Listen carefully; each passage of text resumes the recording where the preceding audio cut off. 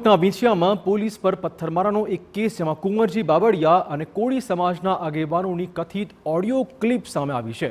Audio ક્લિપમાં Kunvarji બાબડિયાએ કરી હતી ટકોર, ખટપટનું ચાલુ રાખશું તો વિકાસના કામોમાં અસર પહોંચશે।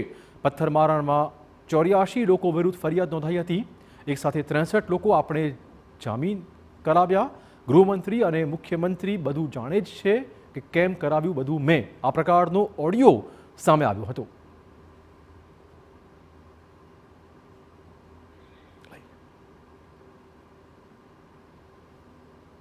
મનભાઈ, તમારા ધ્યાન ઉપર એક વાત મૂકવી છે।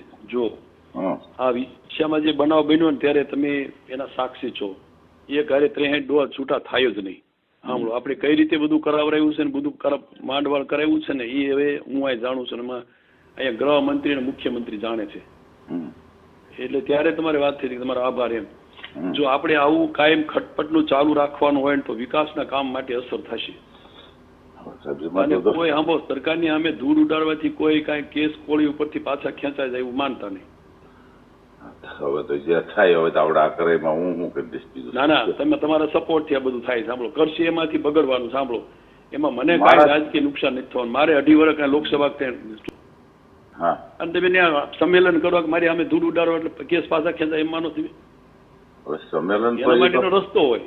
બાકી તમે સરકાર અમે ત્યાં ધૂળ ઉડાડશો એટલે પછી કેસ પાછા નહીં ખેંચાય। પછી સરકારમાં જે સરકારે કરવું એ કરે। હું ત્યાં ભાગે નહીં લઉં, રસે નહીં લઉં, થતો જ થવા દે। આમાં કોણ રસ લેતો?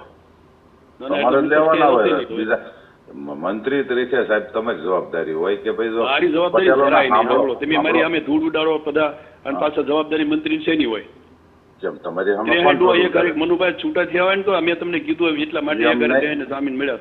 એમાં બધું થાય। તમારી સામે કોણ ધૂળ ઉડાડે છે મને કયો? તમારું કોણ? ઓલો ભાઈ શું નામ છે? મોકલો ને શું કરો તમે? હવે તો મોકલો જે કરતો હું એને જાતો નહીં। ના ના, તમે બધા ધાર્યા જ કરો છો। તમારે ધ્યાન નહીં